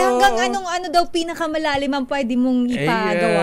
Sabi ng ating bubit yung sa kanya, yung how deep is her love is 6 inches. Oh my God. Hindi pala. Ganun ba yan? May ganun pa palang options. Nakakaloka. Ayan, Hindi ko pwede bang, bigla. paano kung 1 foot? Ayan. Ano ba yan, laka? Eto, kung ano napupulot na report ng ating bubit Ano ba yung bubuit mo na yan? At ang palitan ng dollar, opening pa lang, 56 pesos and 15 centavos. Maraming salamat, Mr. Michael is my guy. At ayon na sa ating bubit, Kuyang Dado Melegrito, ha? Ayan. Ang sikat na yung tag-ulan, tag-araw na kinanta ni Haji Alejandro ay original na Bee Gees na Charade, adapted ni Willie Cruz. Ano pala yun? At ayon na sa ating bubit, Sister L, si Charles, paki-like naman at siya naman po ang Boss Charles, Kantahan Challenge, si Roxanne. Ayan. Ano ba yung Kantahan Challenge na yan, Sister L? Ano, ayan. hindi? Baka Facebook page siya. Okay. At ayon na sa ating bubit, Kuyang Mem Sana Gabriel, ayan, kita-kits daw sa sa installation sa Saragossa Masonic Lodge sa bukas. At ayon na sa ating bubit, Sister L, si Danny Lopez, pakibati din na happy birthday si Dr. Elita Lopez. Ayan, from Kuyang Danny Lopez. Thank you. Papainom ba na Emperador Double Light siya? Ayan. At ayon na sa ating bubit, Sister L, wala pa nakakahula lakay. di pa nila hulaan. Maswerte ang leap year sa isang mananayan ng loto ng madalin to ang megita 15 million jackpot prize ng loto sa 642 na binola kagabi February 29. Tinamaan ng bagong milyonaryo ang winning combination na number 5, 21, 3, 33, 30, 41 na ang kabong halaga ay umaabot sa 15,019,736 pesos and 80 centavos. Talang kompleto, ha? At the last single centavo. Pinayan ng PCSO ang bagong milyonaryo na kubrahin ang premyo sa main office sa kanilang sa Mandaluyong City. Dalhin lamang ang winning ticket at 2 valid ID cards. Paano yung mga walang ID? Samantala, wala namang nanalo sa Super Lotto na 649 na may winning combination na 17, 4, 18, 20, 35, 15 na ang jackpot prize ay 24 million. At ayon na sa ating bubita, Sister L, ang sikat na member ng LGBTQIA+ na may nanguhula na lakay, mali naman yung hula. Na dalaga na. Ito ay artista, Sister L. Ayan. Artista. Sikat. Sikat. Okay. Ayan. At lumalabas din sa telebisyon. Ayan. Wag na nating ibigay kung saan kasi madaling hulaan. Ayan. Sino yan? Sabi ni Victor De Leon Lima. Kilala mo ito, parang Vic. Ayan. At sabi naman ni Dr. Pagdilaw, interesado ako sa doktor kung sino siya. At medyo may edad na raw ito, parang Jerry, ha? May kaedaran na raw itong doktor na nandyan sa Makati. Ayan. Siguro marami na rin customer. Baka marami na din siyang nagawa. Lakay. Abay, mura na pala ang sex change ngayon. Ayan. At ayon na sa ating bubita, Sister L, ang pagkor, gusto mong salihan yung pagkor photo contest? Oo, sigurado. Binasa ko naman lakay yung nila, yung basta ang theme ay harvest time. Yes. Ayan, yung mga pagtatrabaho ng ating mga magsasaka, mga fisher folk, sipag, husay at pagsisikap ng mga magsasaka at mangingisda ang tema. Ayan, na nasa sektor ng agrikultura, para sa masaganang ani. Ayan. Sabi ni PAGCOR Chairman Encio Altenco, ang 2024 photo contest nila ay may bagong drone category para sa larawang kusay papawid gamit ang drone cameras, at meron pa rin conventional category at mobile category gamit ang mga cellphone. Ang total cash prizes ay 2.23 million pesos. Ayan, paghati-hatian sa mga winners na yung iba ay manalo ng 100,000 piso, 50,000 piso at iba pa. Ayan. For more details, punta na kanilang website www.datapagcor.ph/Photocon 2024. At ayon sa ating bubita paring Vic De Leon Lima, ang nasabing sikat na personality na dalaga na male celebrity na dalaga na pala ngayon. Ayan, sa bagay sa yaman niya, Sister L, kahit 10 pa sa Thailand ang gagawa sa kanya, kayang-kaya niya yan di ba? Oo. Ayan, ito ay tapos na yan. Ayan. Ayan. Di pa lakay. Si Nicole? Oo. Ganun ba? Hindi sige. pa. Ang biram, patapos na tayo. Sige, pa-reportin mo na nga. Ang inflation rate posibleng bumilis sa buwan ng Pebrero. Ayon yan sa Bangko Sentral ng Pilipinas. Your Business is Our Business Report ni RH17 Nicole Lopez. Nicole? Posibleng bumilis ang inflation o galaw sa presyo ng mga bilihin para sa buwan ng Pebrero. Sa pagtaya ng Bangko Sentral ng Pilipinas, posibleng maglaro sa pagitan ng 2.8% hanggang 3.6% ang inflation rate sa Pebrero dahil tumaas ang presyo ng bigas, petrolyo at kuryente. Pero sabi ng BSP, posible namang makapag-ambag sa mabagal na inflation ang mababang presyo ng gulay, prutas at asukal. Gayunpaman, patuloy pa rin anya nagmo-monitor ang BSP sa mga pagbabago sa datos ng inflation rate. Kung tatama ang forecast ng BSP, babasagin ng buwan ng Pebrero ang record sa patuloy na pagbagal ng inflation. Noong Enero, naitala ang 2.8% na inflation rate, ang pinakamabagal na datos simula Oktubre 2020. Ngunit kung titingnan ang datos ng inflation rate para sa buwan ng Pebrero na batay sa tansya ng BSP, di hamak namang mas mababa ito sa 8.6% na datos na naitala noong Pebrero 2023. Sa anunsyo ng BSP, partikular nilang tinukoy ang bigas, petrolyo at kuryente na siyang posibleng magpabilis sa inflation rate noong nakaraang buwan. Sa bigas, matatandang pumalo sa higit 50 pesos ang kada kilo nito noong Pebrero, mas mataas pa sa higit 40 pesos kada kilo noong isang taon. Naitala nga rin noon ang pinakamataas na rice inflation sa 22.6% simula noong March 2009 na may datos na 22.9%. Batay naman sa monitoring ng DZRH, 3 beses pa lamang nag-rollback sa presyo ng mga produktong petrolyo ngayong taon. Partikular itong naitala noong January 2, February 12 at February 26 at ang hindi nabanggit ay puro nataas presyo sa petrolyo, habang ang Meralco na may nagtaas ng singil sa kuryente noong Enero at Pebrero. Sa kabuuan, naitala na sa 11 pesos and 91 centavos ang itinaas ng singil sa kuryente ng Meralco. Tuwing unang linggo naman ng buwan, inaanunsyo ng Philippine Statistics Authority ang opisyal na datos ng inflation rate. Samantala, bahagyang lumakas ang palitan ng piso kontra dolyar sa halagang 56 pesos and 20 centavos kada US dollar. At yan ang ating balita sa mundo ng negosyo. Your business is our business. Mula sa kauna-unahan sa Pilipinas, DZRH, ito si Nicole Lopez. Tuloy-tuloy sa pagbabalita, tuloy-tuloy sa serbisyo. Sama-sama tayo, Pilipino. Lopez. Sister El! Oh. Relax ka lang. I'm coming! Ano ba?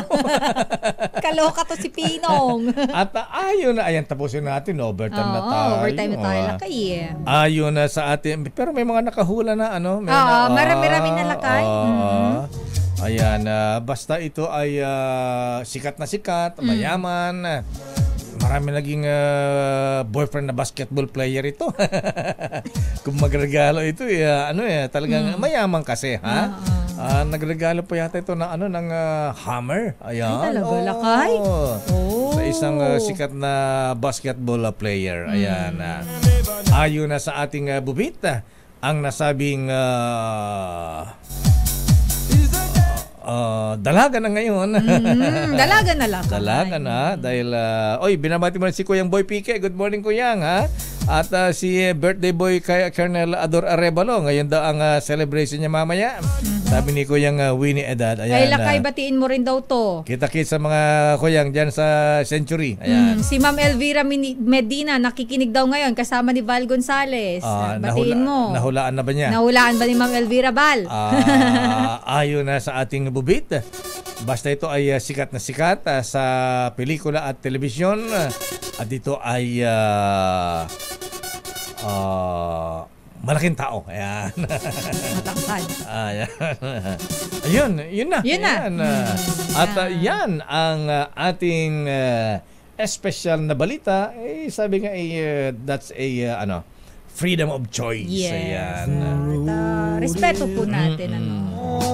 At naku, may marami interesado doon sa doktor dyan sa Makati. doktor. Naku, Lakay, uulanin ka ng message. Pupunta sila doon sa doktor. Hahanapin yan. Ako po si Deo Macalma. Sister El po, Elaine Apit. Stay safe, everyone. God bless po at Happy Friday! Thank God it's Friday. Chill-chill lamang po tayo. Oy mga brethren sa TM Calao, Masonic Lands. Sabi ko yung Secretary Noel Mendoza.